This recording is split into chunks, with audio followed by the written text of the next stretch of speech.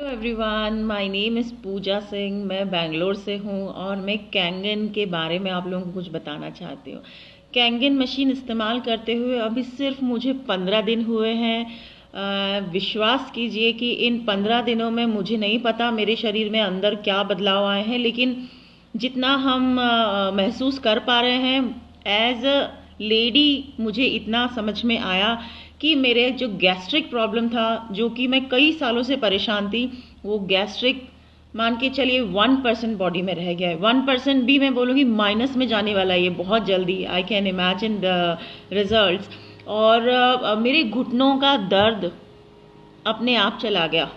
मैं पिछले 3 से 4 सालों से जब बच्चे को डिलीवर किया, दोनों बच्चों के बाद में मैंने कैल्शियम, मल्टीविटामिन, ओमेगा और काफ़ी सारे जो सप्लीमेंट्स हमको आयरन के और विटामिन डी के डॉक्टर्स देते हैं, ये मुझे रेगुलर खाने पड़ रहे थे। अगर एक हफ्ता भी गैप होता था तो मान के चलिए मैं बहुत परेशान हो जाती थी। कैंगन लगाने के बाद एज सच हमने इतना कुछ नोटिस नहीं किया। एक दिन बच्चे को नहलाने के बाद, स्कूल भेजने के बाद आई रियलाइज़ कि मैंने बिना स्टूल के बैठे हुए उसको नहला के और स्कूल के लिए रवाना भी कर दिया। बाद में मुझे याद आया कि मैं तो अपने घुटनों पे अपने आप बैठ के उठ गई। मतलब 35-36 के एज में मैं इतना परेशान थी कि कैंगन तो मेरे लिए वरदान साबित हुआ है। पेस्टिसाइड जब हम निकालते हैं अपने हाईली एसिडिक वाटर से तो देखते हैं तो मतलब ऐसा लग रहा था कि इतने सालों से क्यों जहर खाया जा रहा था।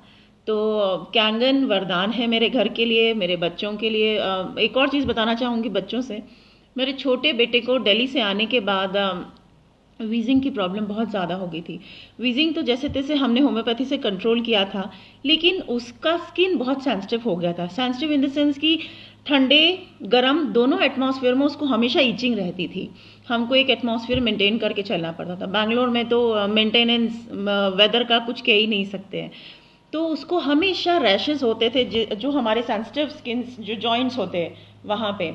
सिर्फ और सिर्फ ब्यूटी वाटर नहाने के बाद में उसके बॉडी पर डालने से पिछले 15 दिनों में वो खुद बच्चा मुझे कह रहा है कि मम्मा मुझे आजकल खुजली नहीं होती, मुझे इचिंग नहीं होती।